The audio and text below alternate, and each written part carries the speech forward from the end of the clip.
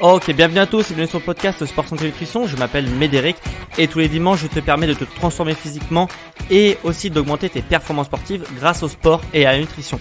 Et aujourd'hui on va atteindre ces objectifs et on va surtout réussir à se challenger pour atteindre ces objectifs. C'est vraiment la clé pour atteindre ces objectifs, c'est qu'il faut toujours se challenger pour réussir à passer un cap sur sa pratique sportive et du coup passer un cap aussi sur son physique, etc. Donc du coup j'avais envie de te parler de ça aujourd'hui. Donc ça va être un podcast qui va te permettre de mieux t'entraîner et d'avoir une meilleure motivation durant tes séances d'entraînement. Voilà, c'est vraiment ça le but du podcast, parce qu'en fait si tu veux, moi j'ai des clients en coaching, c'est mon métier d'être coach sportif, et en fait j'ai des clients en coaching et quand je fais un début de prise en charge des personnes que j'ai en coaching, je m'intéresse un petit peu à comment ils s'organisent, comment ils s'entraînaient avant, etc. pour leur proposer quelque chose qui soit le plus rapide possible pour atteindre leurs objectifs. Et en fait j'ai deux problèmes principaux qui arrivent chez les personnes qui n'arrivent pas à progresser et du coup qui prennent un coaching personnalisé. Et du coup, moi j'ai des armes face à ça que je vais te dévoiler aujourd'hui. Alors le premier problème que les personnes ont généralement, et c'est pour ça qu'ils n'arrivent pas à progresser, c'est qu'ils naviguent à vue. Ok ? Donc concrètement, ils savent pas trop ce qu'ils font. C'est-à-dire que la séance de la semaine dernière, par exemple, si je leur demande ce qu'ils ont fait, ils savent pas trop me répondre. Et en fait, ce qui se passe, c'est que généralement, c'est des personnes en plus qui sont assez régulières. Donc ça, c'est cool parce qu'ils sont assez régulières et tout. Mais comme ils savent pas ce qu'ils ont fait la semaine passée et que du coup, par exemple, sur une séance, par exemple, où on va travailler le cardio, ils savent pas ce qu'ils ont fait en cardio la semaine passée, ils ont une progression qui n'est pas linéaire, puisqu'ils vont pas pouvoir progresser, puisque comme ils savent pas ce qu'ils ont fait la semaine passée, ils peuvent pas avoir un objectif de séance qui soit plus élevé pour la semaine actuelle, tu vois. Je vais tout te démontrer ça après, mais en tout cas, du coup, ils ont une progression qui est hyper variable parce que ils savent pas concrètement comment progresser puisqu'ils savent pas ce qu'ils ont fait la veille ou la semaine passée. Voilà, donc ça c'est un souci parce qu'à long terme, le problème, c'est que comme tu progresses de façon qui n'est pas linéaire, donc c'est assez variable. Des fois ça descend, des fois tu progresses, des fois ça redescend, etc. Et des fois les moments où tu vas stagner peuvent être assez longs. Et du coup, forcément, quand on stagne, généralement on est moins motivé. Alors que quand on progresse, tout de suite la motivation elle vient d'elle-même parce qu'on sent qu'on progresse, et on sent qu'on progresse physiquement, sportivement, et du coup on est motivé. Et généralement c'est les périodes qui sont le plus bénéfiques. Et en fait on peut automatiser ça en tout simplement sachant ce qu'on a fait la semaine passée. Voilà, je vais revenir dans un deuxième temps comment on fait ça, et pour tout simplement augmenter à chaque fois la charge d'entraînement pour être à chaque séance un peu plus performant. Voilà. Et du coup, dans ces cas-là, généralement, on est motivé parce qu'on sait qu'on progresse, on sent qu'on progresse et ça nous fait du bien. Et le deuxième problème que j'ai généralement chez les personnes que j'ai en coaching en début de prise en charge, c'est la monotonie. C'est concrètement, il y a des personnes qui font toujours la même séance, peut-être que c'est ton cas, tu fais toujours la même séance avec le même matériel, à la même heure, dans les mêmes conditions, chez toi ou en salle de sport, etc. Il n'y a aucune variété dans les entraînements et du coup forcément de faire toujours la même chose c'est pas du tout challengeant. Toujours même si la personne sait ce qu'elle a fait la semaine dernière, elle fait toujours le même format d'entraînement et du coup forcément c'est assez démotivant de faire toujours la même chose. Tu vois, c'est un peu comme si tu mangeais toujours la même chose. Si on te donnait ton plat préféré à manger toute ta vie, au bout d'un moment, ça te saoulerait, tu vois, de le manger. Tu vois, moi j'aime bien la viande rouge, voilà. Pourquoi j'aime bien la viande rouge ? Parce que c'est bon et parce que j'en mange pas souvent. De jour au lendemain, tu me dis, ok, tu vas manger tous les jours pour le restant de ta vie de la viande rouge, moi ça va pas du tout me plaire. Donc du coup, au bout d'un moment, ça va plus du tout être un truc que j'aime bien manger parce que ça devient trop souvent. Et du coup, voilà. Donc c'est un peu le même principe là avec les entraînements. Si tu fais toujours du HIIT, si tu fais toujours du circuit training, si tu fais toujours de la musculation traditionnelle avec des temps de repos, exercices, temps de repos, exercices, etc. Au bout d'un moment, ça va te saouler en fait. Et du coup, tu vas être démotivé parce que tu sais grosso modo ce que tu vas faire pendant ta séance et tout. Et du coup, ça va pas du tout être challengeant pour toi. Voilà, donc ça c'est l'objectif, c'est de casser ces deux trucs-là. Donc la monotonie des entraînements et le fait que tu navigues à vue et que du coup tu as une progression qui est ultra variable et pas du tout linéaire. Donc pour la première chose, donc le fait de naviguer à vue, quelque chose qui est très simple, j'en ai déjà parlé dans un podcast, c'est le carnet d'entraînement. Si le carnet d'entraînement, donc le fait de noter tes répétitions à chaque fois dans une séance, ça te saoule, ok, je sais qu'il y en a beaucoup qui prennent pas le temps de faire un carnet d'entraînement et c'est une erreur, mais on peut se diriger vers un deuxième format d'entraînement, c'est-à-dire c'est un format où concrètement tu vas faire un certain nombre de répétitions dans un temps donné. Donc admettons, je te prends un exemple, tu arrives, donc tu as par exemple 50 pompes à faire, 100 squats à faire et 50 burpees à faire. Ok, tu mets 20 minutes pour faire cet entraînement-là. Donc concrètement, sur ton carnet d'entraînement, donc c'est vraiment même une feuille d'entraînement, ça suffira.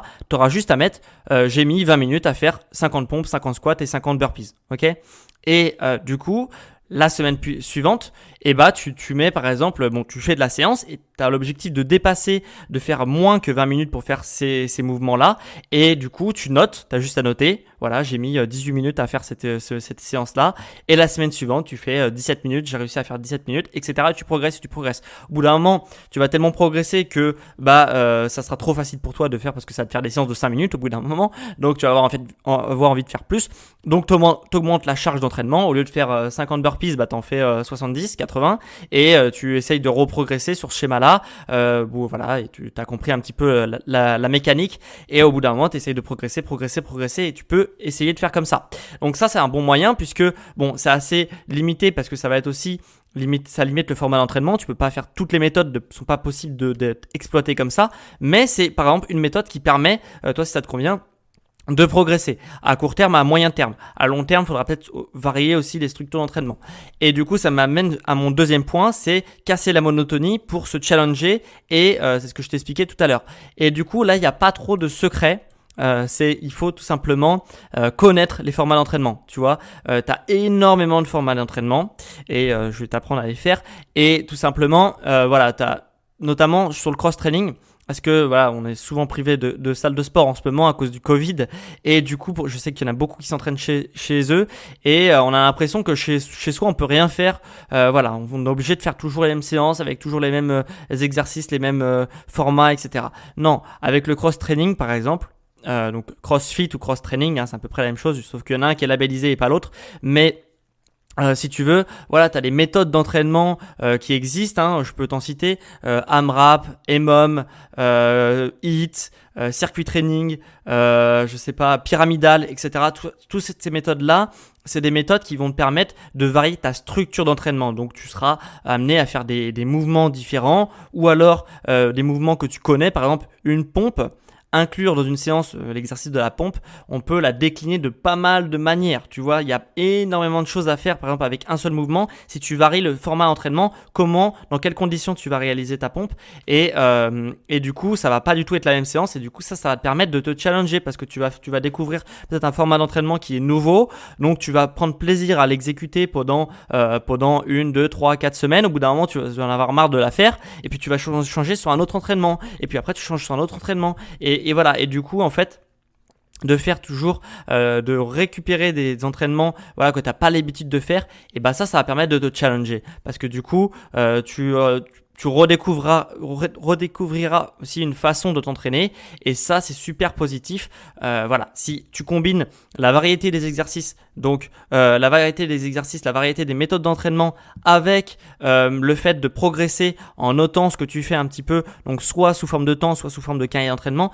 tu es sûr d'avoir une progression qui est linéaire et en plus d'apporter du fun à tes séances d'entraînement. Voilà, comme ça tu vas toujours avoir envie de t'entraîner à chaque fois que tu enfiles ton jogging ou ton legging. Voilà, tu vas être content et d'aller à ta séance de sport. Et c'est ça qu'on essaye de créer pour avoir une progression qui est vraiment durable sur le long terme. Donc voilà, c'est ce que je voulais te partager aujourd'hui.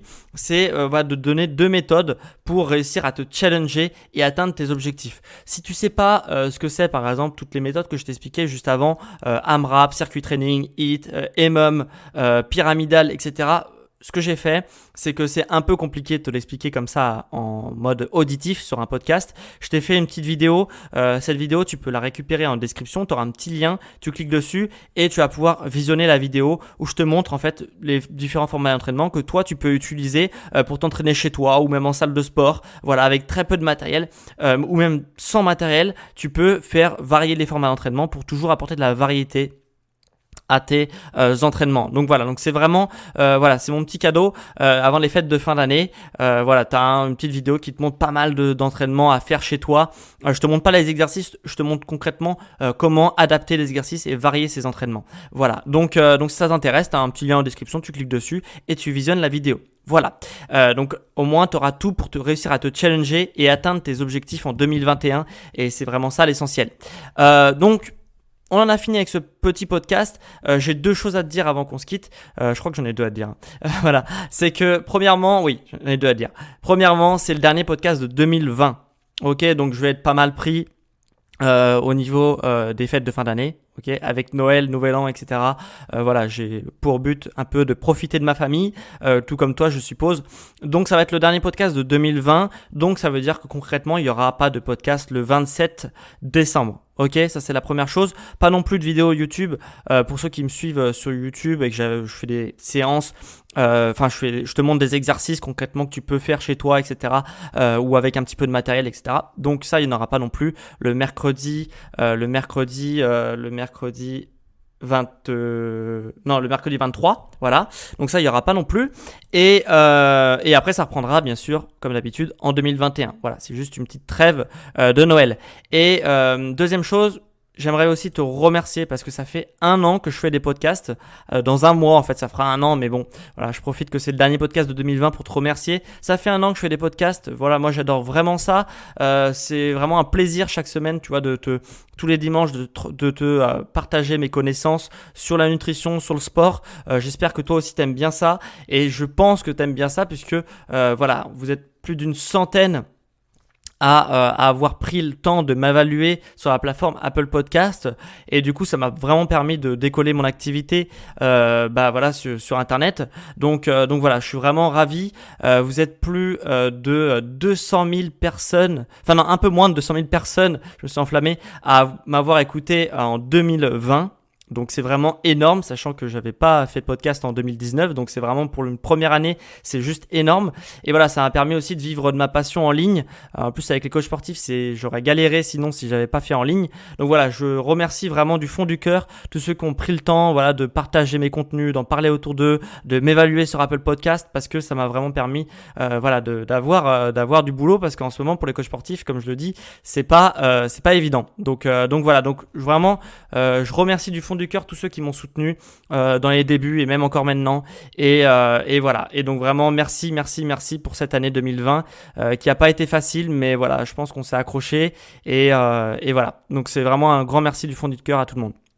Et deuxième chose, pour ceux qui ça intéresse, voilà, j'ai de nouveau des places en coaching. En 2021, voilà, il y a des places qui se sont débloquées en coaching personnalisé à distance. Voilà, hein, c'est mon cœur de métier de coacher les gens. Donc, voilà, j'ai de nouveau des places. Je peux de nouveau prendre des élèves à coacher.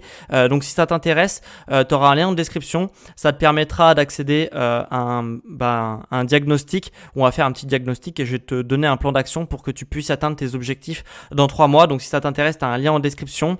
Et voilà, et tu auras un plan d'action qui te permettra d'atteindre tes objectifs en 3 mois, la méthode la plus rapide, et pourquoi pas aussi te faire même accompagner pour atteindre encore plus vite tes objectifs. Donc voilà, donc ça, si ça t'intéresse, tout ça c'est en description. Donc la vidéo en description et tout ce qui est donc la vidéo sur les formats d'entraînement en description et aussi le lien pour réserver, pourquoi pas, un plan d'action pour atteindre tes objectifs dans 3 mois. Voilà, un plan d'action structuré. Donc merci encore une fois à tous ceux qui m'ont soutenu dans cette aventure de podcast et je te dis bonne fête de fin d'année. Voilà, profite bien de tes proches, faites quand même attention à ta santé pendant les fêtes de fin d'année et voilà, vraiment voilà, merci à tout le monde et bonne fête de fin d'année et on se retrouve pas dimanche prochain mais du coup dimanche 3 janvier pour une nouvelle année et voilà, et plein de bonnes choses pour cette année 2021. Allez, ciao les sportifs!